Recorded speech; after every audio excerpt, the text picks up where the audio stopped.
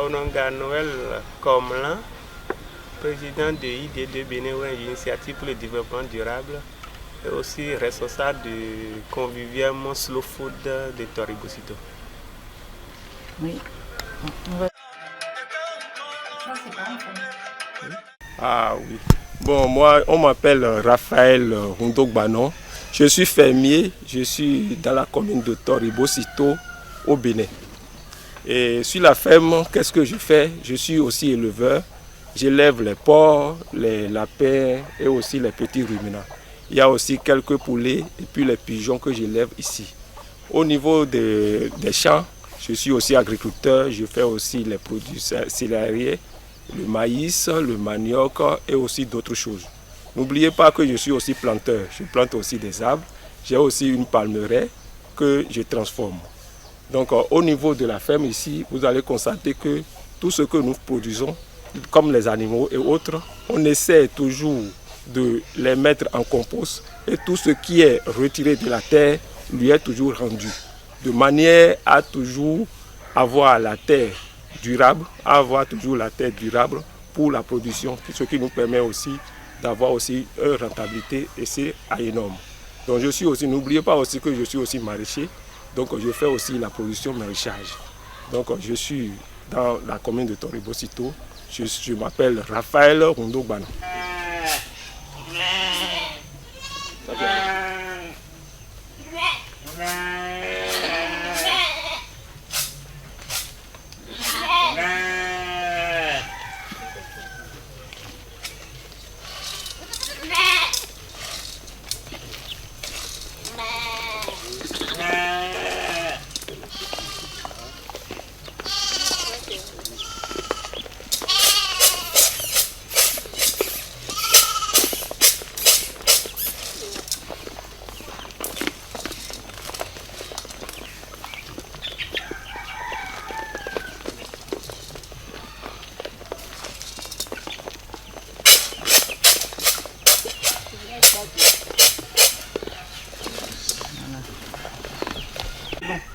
À la ferme ici, nous avons plusieurs variétés d'espèces d'arbres que nous avons ici qui nous permettent quand même de faire le compostage.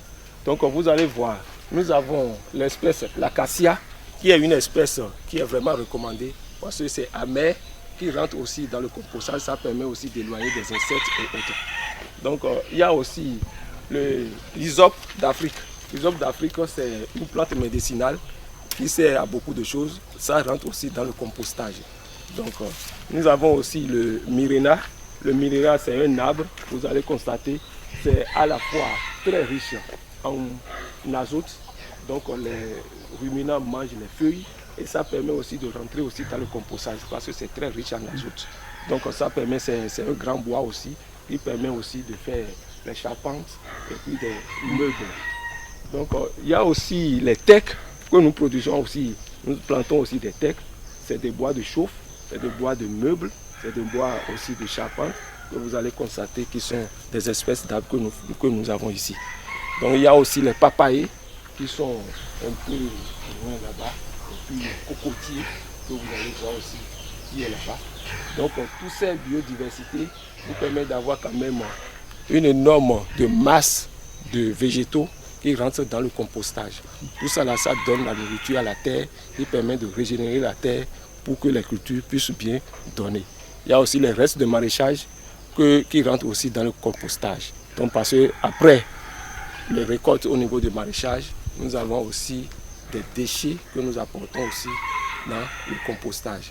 Donc tout ce que nous retirons de la terre, on essaie quand même de lui retourner ça pour que ça aide toujours vie. Et les déchets ménagers, qu'est-ce que vous faites? Vous les donnez aux bêtes? Tout à fait. Ou les donnez au compost? Les déchets ménagers, il y a certains déchets ménagers que nous donnons d'abord aux bêtes. Oui. Et après la transformation aux déchets, ça revient au compostage. Bon, il y a d'autres aussi que nous voyons que ce n'est pas bon pour donner aux bêtes. Nous les mettons aussi au compostage. Nous avons aussi les lapins. Nous avons aussi les lapins. Et tous les matins, les digestions de ces animaux, les crottes des lapins la digestion de porc, les crottes de lapin, la digestion de porc, les crottes de lapin, la digestion de porc. Nous essayons de composter le tout et ça nous donne un compost, c'est-à-dire une humus vraiment préparée, très riche en humus qui nous permet de fertiliser nos sols pour les cultures. Donc bientôt on va voir. Ici c'est la porcherie. La porcherie, nous élevons les porcs.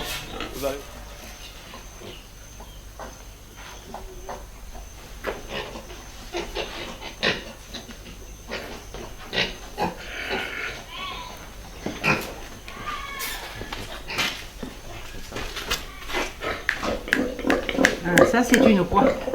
Ça c'est un verra. Un verra. C'est un verra. Ah ouais. Un verra qui est là.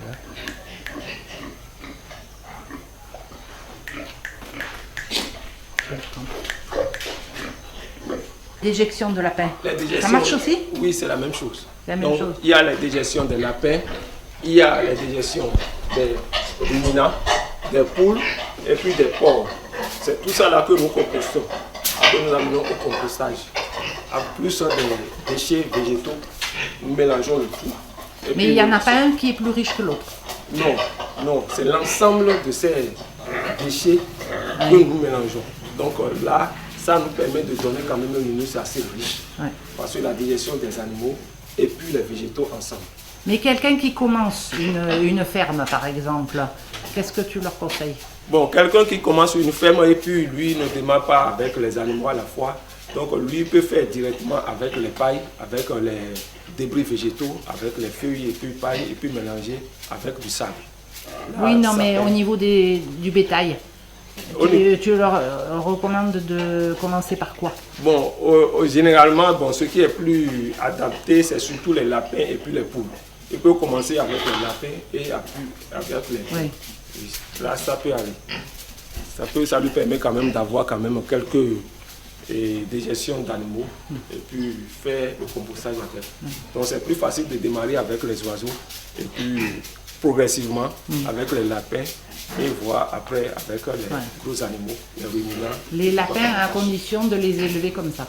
Oui, les lapins c'est surtout, il faut les élever surtout en cage et suspendus. Là ça permet de ne pas être en contact avec leurs urines, avec leurs digestions. Ouais. Ça permet quand même une hygiène assez importante. C'est surtout ça.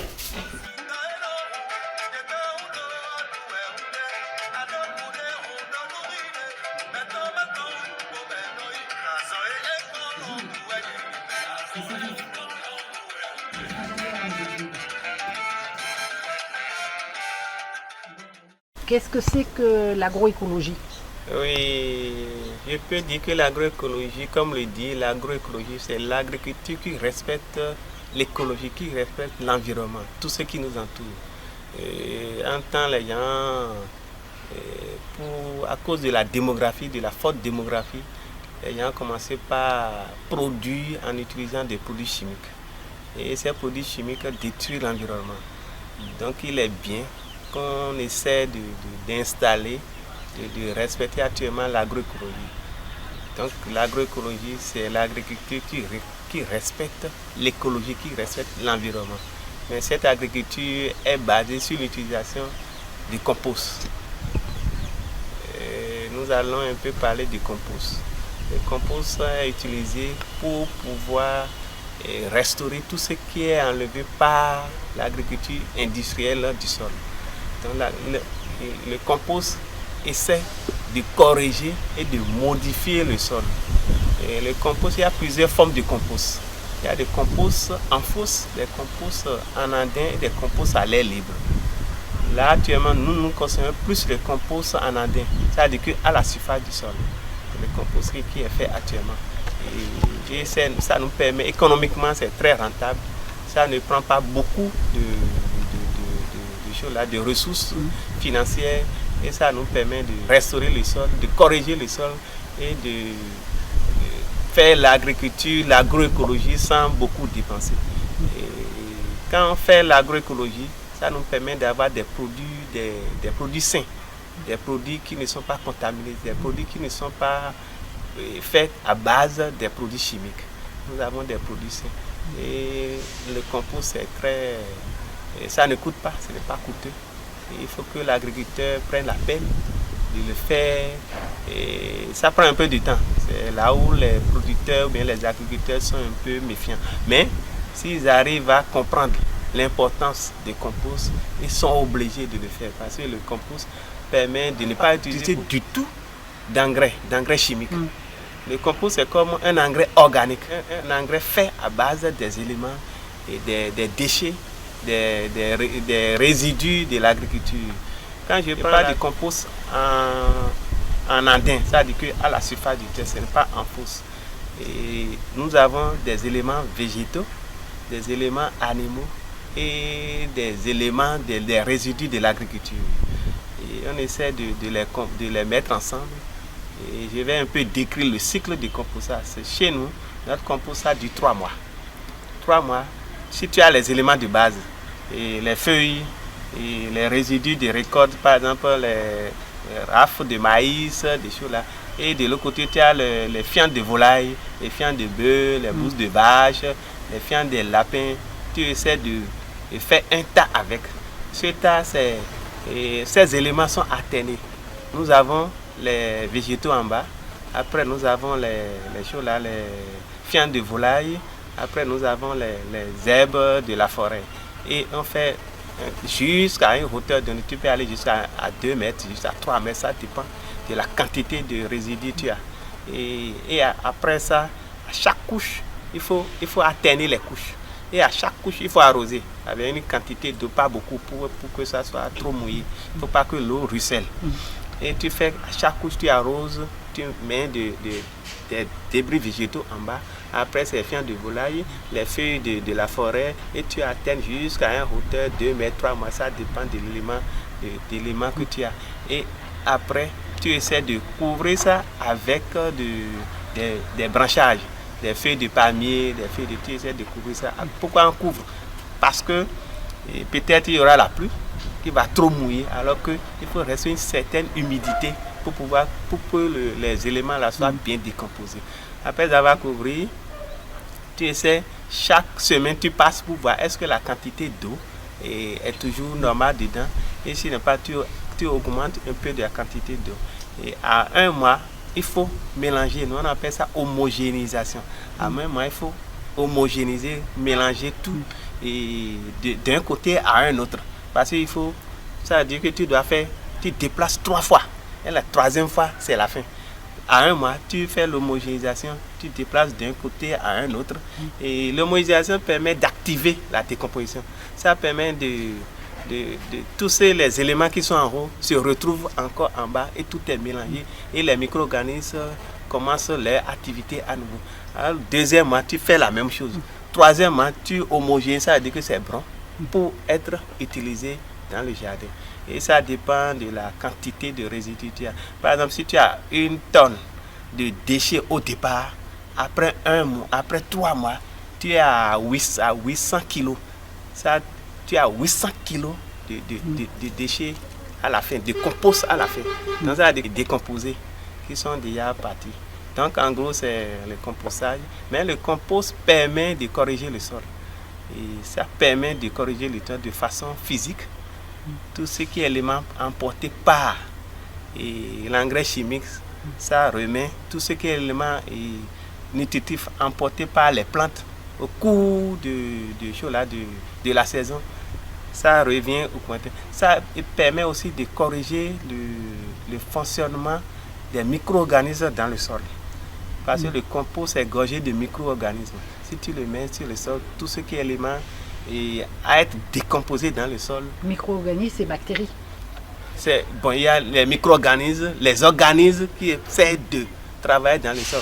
Parce que le compost est gorgé de ces éléments-là. Si tu apportes ça au sol, le sol recommence son activité. Et en ce moment-là, le sol est vivant pour pouvoir libérer les éléments nutritifs pour la plante. Et ça aussi corrige tu essaies d'amender. Tu amènes du compost à un sol très sablonné, ça veut dire que le sol devient agilo-sablonné. Ça corrige le sol.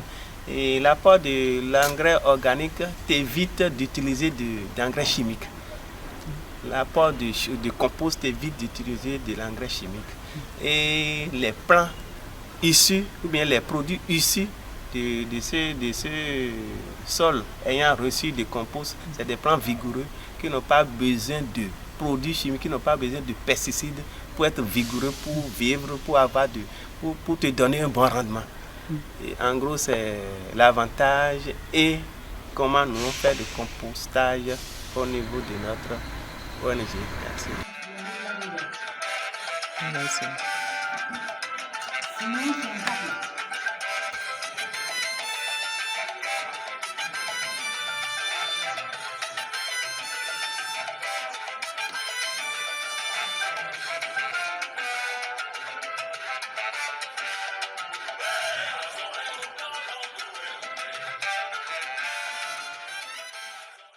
Donc ici, vous avez la digestion des petits ruminants, la digestion des moutons, des poulets et puis des canards que nous rassemblons pour pouvoir mener au compostage. Donc de l'autre côté, nous avons la digestion des porcs que vous voyez ici. Oui. Et c'est des matières qui sont tellement riches en azote, ce qui apporte vraiment de nutriments au sol. Donc c'est la digestion des porcs.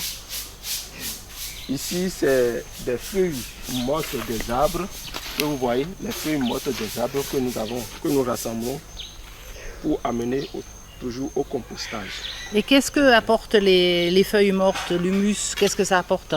Bon, l'humus aussi, c'est des trucs qui sont riches aussi en azote. En azote. En azote aussi. Donc il y a les azotes végétales et puis il y a l'azote aussi animal. Donc vous voyez, donc c'est ces deux matières-là qui apportent de nutriments au sol.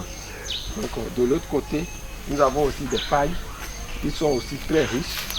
Les pailles sont des chiendents, des feuilles de chiendents qui se décomposent très vite. Ça permet quand même aux insectes, c'est-à-dire les micro-organismes qui se développent très vite pour pouvoir travailler, pour décomposer rapidement les déchets que nous amenons au compostage. Nous apportons aussi la cendre de bois. Donc nous faisons aussi la cendre de bois au niveau des ménages. Donc nous parlons de chauffe que nous apportons aussi la cendre au compostage. Ça c'est très riche en potasse. Donc la terre a besoin aussi de la potasse et les cultures aussi en ont besoin pour développer correctement. Donc comment nous faisons notre compostage? Donc nous essayons de mélanger, vous voyez, cette digestion que nous apportons chaque matin.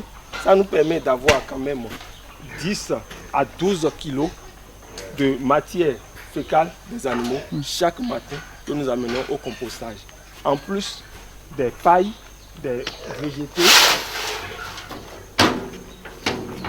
Mais qu'est-ce que tu mets en premier dans le compostage? Dans le compostage, c'est que nous mettons par couche. Oui. Donc c'est-à-dire les déchets des animaux que nous recouvrons avec les feuilles mortes. Oui. Les feuilles mortes des arbres. Oui. Que nous arrosons. Nous apportons de l'eau. Nous apportons de l'eau. Nous apportons de l'eau. Donc régulièrement, il faut asperger de l'eau. Mais ça tu fais tous les jours, donc tu asperges de l'eau tous les jours. Tous les jours. Ouais. Chaque fois que nous ramassons cette digestion-là, donc il y a la digestion de porc que nous mettons par couche. Par couche. Nous apportons aussi la cendre de la cuisine et puis nous paillons. Nous paillons avec les feuilles. Il y a la paille qui s'ajoute.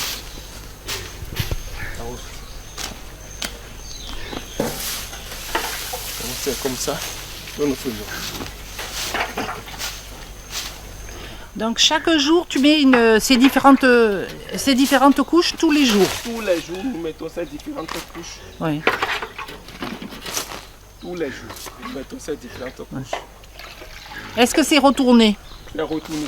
Donc nous essayons de retourner chaque mois, nous retournons le tout. Le tout. Et puis nous mélangeons, nous remuons pour voir chaque mois, nous retournons le tout et nous mélangeons. Donc chaque fois, c'est comme ça que nous faisons. Au bout de 6 mois, 8 mois environ, nous avons déjà le compost vraiment prêt. Ah, il faut quand même 6 à 8 mois. Oui, il faut quand même. C'est comme chez nous, dans ce cas-là.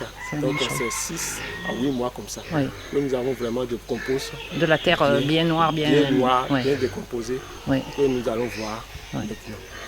Mais est-ce que vous ne le recouvrez pas? Il n'y a pas un risque que ça sèche? Peut-être pas ici. Ici, il n'y a pas trop de risque d'évaporation. D'évaporation tellement. Mais néanmoins, nous recouvrons le tout quand même avec des pailles.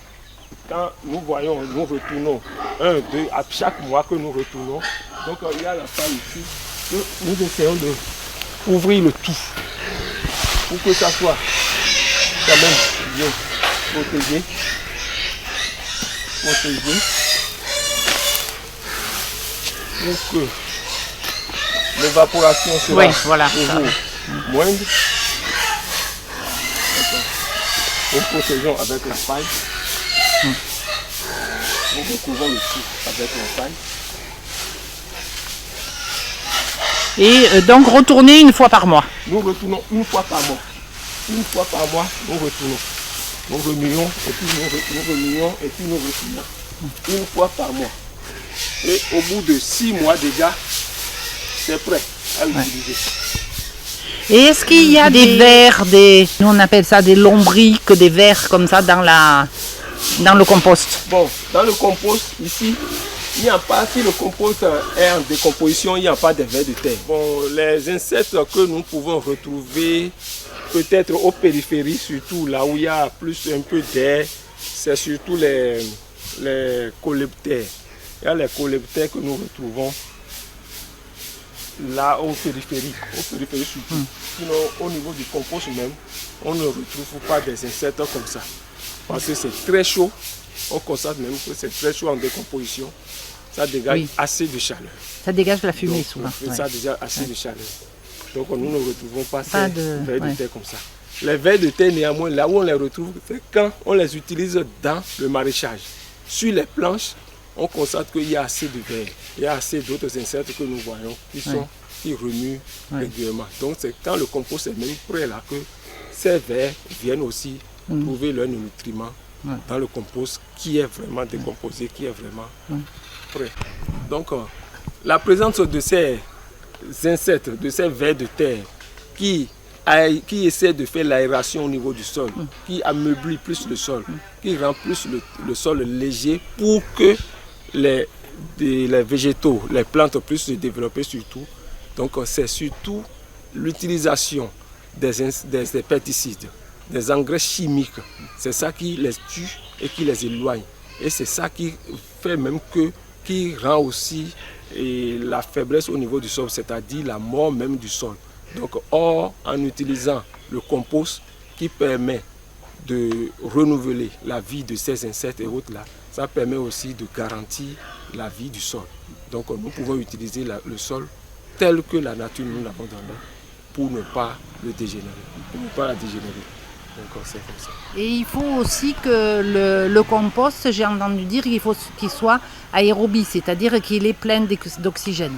Tout à fait. Pour fermenter, non? Tout à fait. Il faut que le compost soit vraiment aérobie, il faut que ça soit vraiment meuble, léger et puis facilite aussi le développement de ces insectes.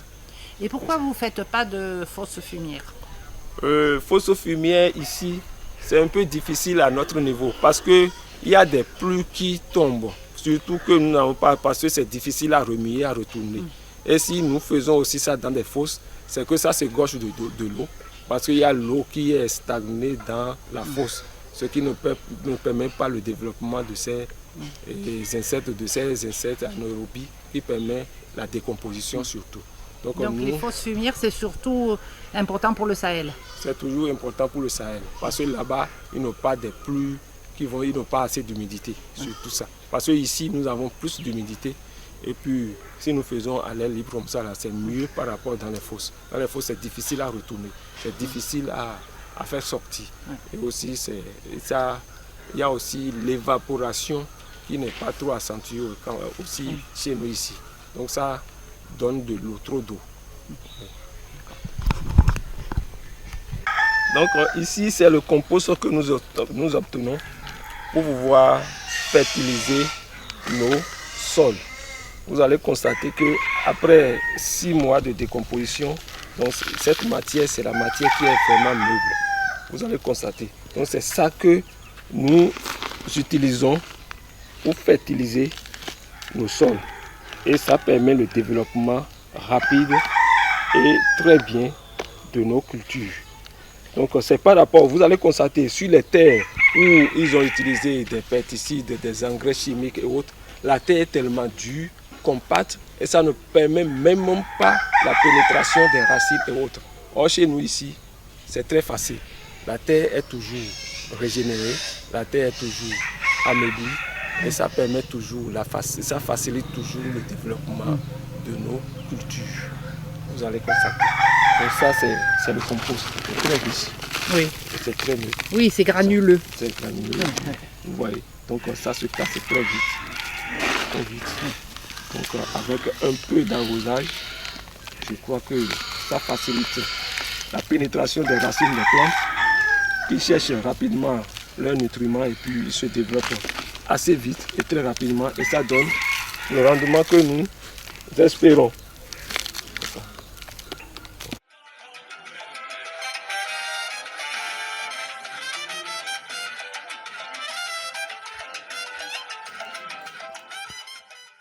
Alors, est-ce qu'il y a des moyens de désinfecter le sol, enfin désinfecter c'est pas le bon mot, de désintoxiquer le sol quand il y a eu beaucoup de produits chimiques? Oui, il y a des moyens, non pas de corriger le sol. Les sols faibles, les sols infertiles, on essaie de les corriger. Par quel moyen? En utilisant des composts. De l'autre côté, le producteur qui achète des pesticides et de l'engrais chimique, et c'est comme il s'endette au niveau de la banque pour trouver de l'argent. Et de l'autre côté, et au niveau de son sol aussi, il s'endette. Il s'endette parce que en apportant l'engrais chimique ou bien des pesticides aux plantes, le sol à un moment donné ne dure plus. La fertilité, c'est pour une saison. À la deuxième saison, il a encore le même problème. Alors que de l'autre côté, qu'il utilise du compost, il essaie de faire du compost. C'est sûr, il va perdre un peu, 1, 2, 3 mois. Mais il peut rentabiliser son exploitation pendant des années. De l'autre côté, en utilisant du compost, il ne s'endette pas. Il ne s'endette pas, mais utilise seulement du compost et perd le temps pour faire du compost. Et ça dure dans le temps et dans l'espace. Alors qu'au niveau des produits chimiques, lui, c'est qu'il va utiliser aujourd'hui, il va trouver son argent, mais demain, il est obligé de s'endetter encore pour le faire. Alors qu'au niveau du compost, il n'y a pas de dette, il n'y a pas la banque, il n'y a pas les contraintes de la banque. Tu as les éléments, les résidus des récoltes, tout ça, tu les rassembles. Tu essaies de passer un peu d'effort pour le faire. Et c'est durable dans le temps. Et ça te permet de produire plusieurs fois. L'essentiel, c'est d'apporter, ça te permet. Mais à un moment donné, mais tu apportes de compost à un moment donné, 2, 3 ans. L'année qui suit, la 3e année, tu n'es plus obligé d'apporter de compost. Alors que les produits chimiques, les pesticides, chaque année tu essaies d'apporter, À un moment donné, le sol même ne répond plus. Ils avaient un temps instauré le compostage, mais ce n'est pas une forme de compostage. Ils essaient de faire l'assolement, on appelle l'assolement rotation. La parcelle est morcelée. Par exemple, je prends un hectare, c'est morcelé en 4 parties. La première parcelle est considérée comme jachère, laissée au repos. Et la deuxième parcelle reçoit du maïs. Et la 3e parcelle peut-être du niébé. La 4e parcelle peut-être de manioc. Et la première parcelle qui était utilisée comme jachère, en 2e année est utilisée, prend du manioc. Et la parcelle qui a pris du maïs prend du niébé. La parcelle qui a pris du soja prend de niébé ou bien de manioc. Et la 4e parcelle qui était en temps utilisée pour prendre du manioc est laissée en jachère. Pourquoi c'est laissé en jachère? Parce que le manioc est une plante épuisante. Ça pompe plus sur le sol, donc il faut laisser ça là à la jachère. Et au bout de 4 années, toutes les parcelles reçoivent de culture et celle en temps qui était en jachère revient à sa place initiale comme jachère. Donc c'est un cycle, on appelle ça rotation seulement, c'est un cycle pour pouvoir ne pas trop utiliser les sols, pour ne pas trop épuiser les sols. Mais avec la pression démographique, le producteur ne peut plus laisser sa parcelle au repos parce qu'il y a beaucoup de bouches à faire manger, donc il y a beaucoup de choses à faire. Donc c'est en ce moment-là que nos anciens, nos parents ont eu l'idée de faire du compost. Au lieu de laisser la parcelle à la jachère pendant une année, vaut mieux utiliser les 4 parcelles en leur apportant du compost.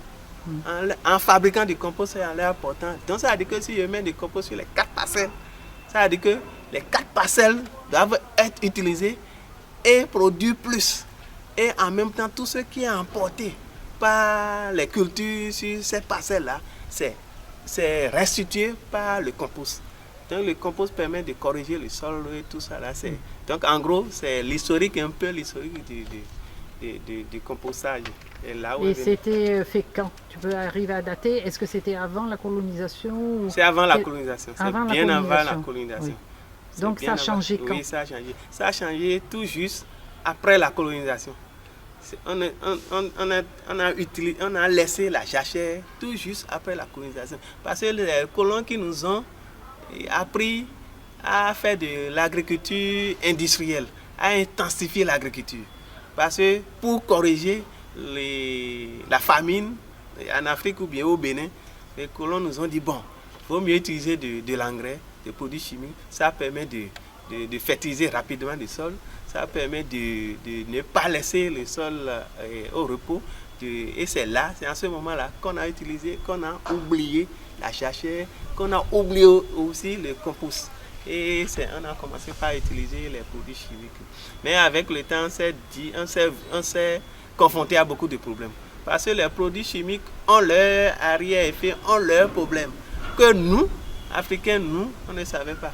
Mais comme on a fait l'école des colons, on a fait l'agriculture, les lycées, on nous a appris que pour manger, pour pouvoir que tout le monde soit à l'aise, il y aura l'autosuffisance alimentaire. Ils nous ont dit d'utiliser des produits chimiques, mais ne nous ont pas dit les arrière-effets des produits chimiques. Donc, aux années 80-90, on s'est confronté au problème des produits chimiques. C'est là les problèmes d'obésité, de cancer qui sont dus aux produits chimiques que les colons nous ont appris. Donc en gros c'est l'historique. Mais actuellement on essaie de corriger et de revenir aux cases départ qui est l'agroécologie qui permet de faire l'agriculture en respectant l'environnement, en respectant tout ce qui est autour de nous et de ne pas détruire le sol, de ne pas détruire l'environnement. Merci.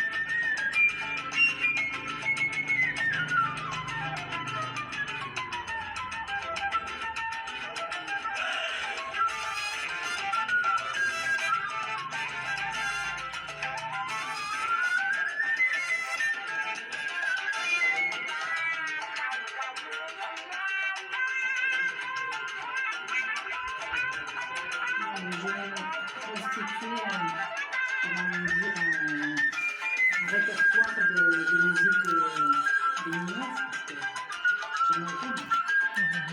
Petit à petit, j'ai la musique béninoise, malienne, sénégalaise, mais musique ivoirienne aussi. C'est un jazz ivoirien.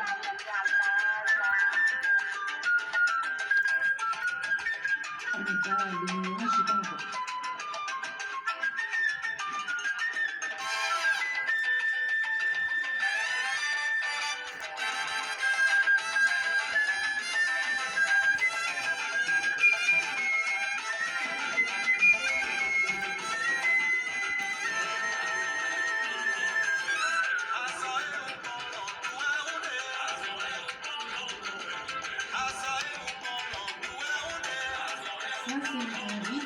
Ça, c'est un rythme brésilien.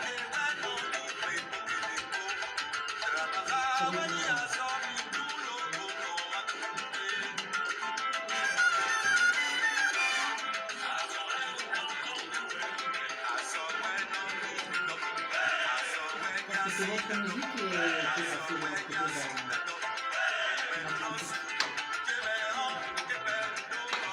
mais qui a survécu jusqu'à aujourd'hui de l'autre côté. Avec les lignes, voilà, le côté